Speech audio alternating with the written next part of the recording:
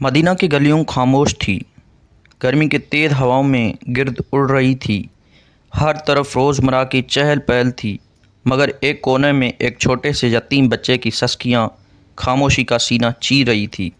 वो बच्चा जिसके गंदे चेहरे पर आंसुओं की लकीर बनी हुई थी, ज़मीन पर बैठा अपने फटे पुराने कपड़ों से खेलने की कोशिश कर रहा था। कभी अपने खाली हाथों को देखता, कभी आसमान की तरफ देखकर कुछ बुड़बुड़ाता।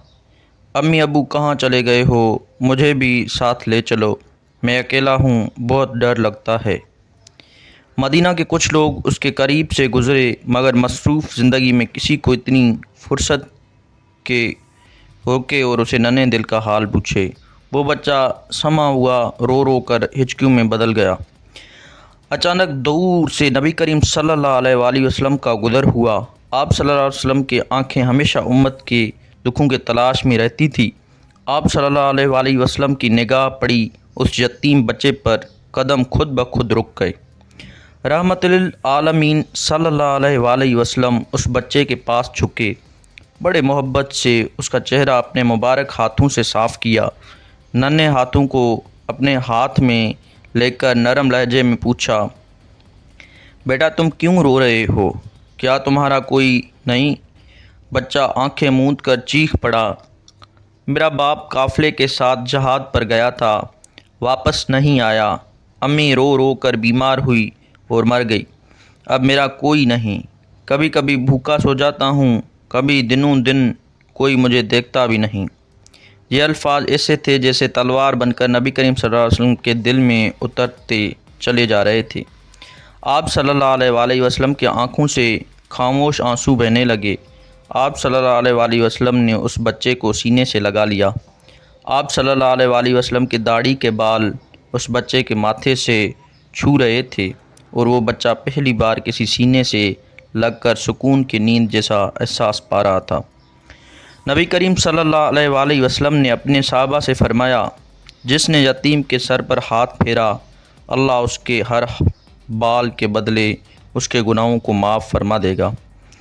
फिर आप सल्लल्लाहु अलैहि वसल्लम खुद उस बच्चे को अपने घर ले गए। हज़रत आयशा रज़ियल्लाहु अन्हा ने उसे माँ की तरह गोद में लिया। बच्चे को नहलाया गया, नया लिबास पहनाया गया और उसे ऐसे गले लगाया जैसे गुमशुद औलाद वापस मिल गई। नबी करीम सल्लल्लाहु अलैहि वसल्लम ने अपने दस्तरखान पर अपने साथ बिठाया। जब खाने की दावत दी तो बच्चा हिचकिचाता हुए बोला, क्या मैं आपके साथ खा सकता हूँ?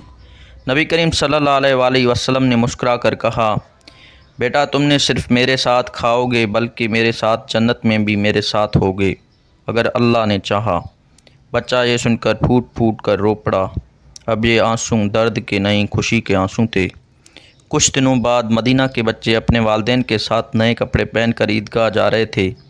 वो यतीम बच्चा भी था, मगर वो नबी करीम सल्लल्लाहु अलैहि वसल्लम के हाथ थामे नए सफ़ेद लिबास में चमकते चेहरे के साथ चल रहा था।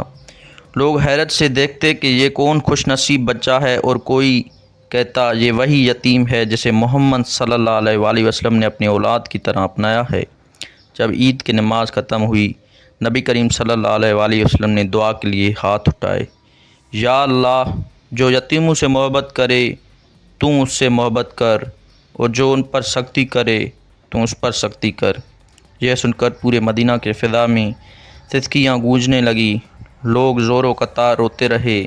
हर दिल पिघल गया और वो यतीम बच्चा जिसे दुनिया ने छोड़ दिया था, आज रब के सबसे प्यारे महबूब सल्लल्लाहु अलैहि वसल्लम के बाजुओं में था, महफूज, पुरसुकून, खुश नसीब। नाज़रीन, यही थे हमारे नबी करीम सल्लल्लाहु अलैहि वसल्लम, जिन्होंने कभी किसी यतीम को तना ना छोड़ा, कभी किसी के आंसू देखकर खुद को रोक ना सके, जिनके रहमत ज़मीन पर बसने वाले हर बेबस इंसान के लिए साहिबान थे। आज अगर हम वाकई नबी करीम सल्लल्लाहु अलैहि वसल्लम से मोहब्बत करते हैं तो हमें भी हर बेसहारा के लिए वही मोहब्बत, वही शफ़क़त और वही कुर्बानी दिखानी होगी। शुक्रिया।